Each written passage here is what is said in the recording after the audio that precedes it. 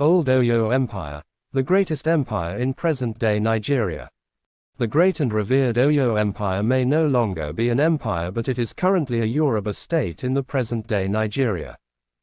The Oyo Empire started in the 1300s in the West African savanna north of the tropical forests, and its name was derived from a great Yoruba ancestor Odudwa, who was said to have migrated to Alaafin. His son became the first Alaafin, or ruler, of the Oyo Empire. But Oyo wasn't great from the start. It was not until the 16th century, it transitioned from a minor and powerless nation conquered by the Borgu and Nupe to one of the greatest empires in Africa. By the end of the 16th century, the Oyo had experienced massive growth. This was due to the immense wealth of Alaafin of Orompoto, the first and only female Alaafin of Oyo ever. After the death of her brother, the previous Alaafin's first son, and a unanimous decision by the kingmakers after considering the fact her two younger brothers were too young to ascend the throne, she was made Alaafin. Orompoto was well known for her organizational and administrative skills. With the wealth she derived from trade, she established a cavalry force. Oyo forced the kingdoms of Alada and Dahomey into subjugation. This gave them access to European slave trade merchants through the port of Porto Novo, earning it the name, Slave Coast. The political structure of the Great Oyo Empire. Even though the Alaafin of Oyo was both spiritual and political head of the empire, he wasn't a dictator. The Oyo Empire was democratic. As much as the Alaafin, who is usually the first son of the deceased king, was revered, he could still be checked by institutions like Oyo Messi, Ogboni cult and warlords, for example, the Ara Ona Kakanfo. Let's start with the Oyo Messi. Oyo Messi.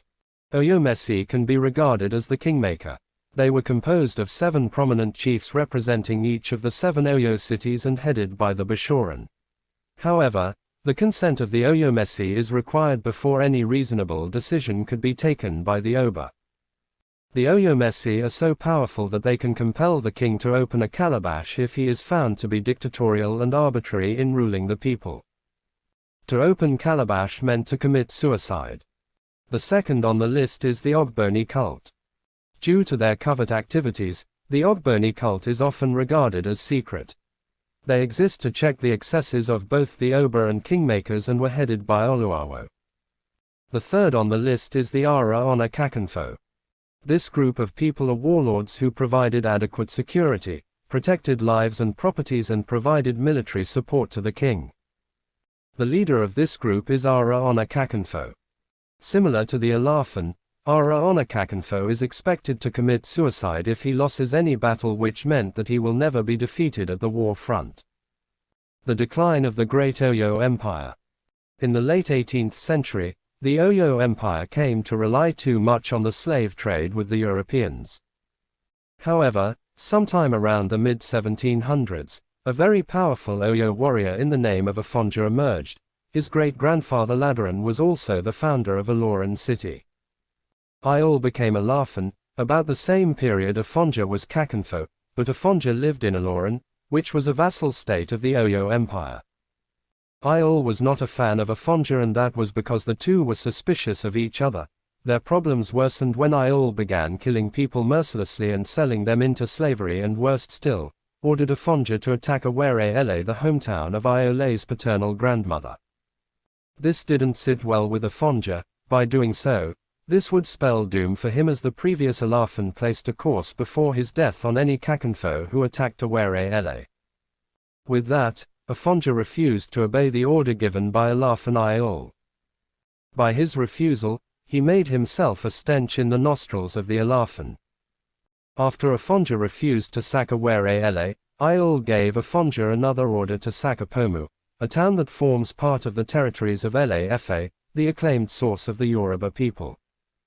With this, Afonja knew immediately that Oyo was conspiring against him. He teamed up with the Bashoran and stormed the palace, after weeks of besieging the city. They presented an empty covered calabash to the king, which meant he had been rejected and had to commit suicide. With the Alaafin off his back, Afonja returned to Ilorin. At some point, the Oyo throne was vacant after the death of several Alaafins. Afonja made friends with a Fulani cleric known as Saleh Jinta, also known as Shehu Alimi, a slave trader who settled in Ilorin. With time Afonja began to nurse the idea of employing Fulani mercenaries instead of his people. He disbanded his troops and inducted Hausa slaves and slaves of other nationalities into his fighting force. But things didn't go as planned. After the death of Shehu Alimi, his son Abd Salam, an ambitious opportunistic man, infiltrated the force, and instigated a revolt amongst the Fulani in the army. Using the advantage of language, he killed Afonja before declaring himself emir. Abd Salam pledged his allegiance to the Sokoto Caliphate, and since then, no Yoruba person has ruled as king or emir in Ilorin, despite the fact most of the inhabitants of Ilorin are Yorubas. Hope you enjoyed this. Don't forget to click the subscribe button and hit the notification bell.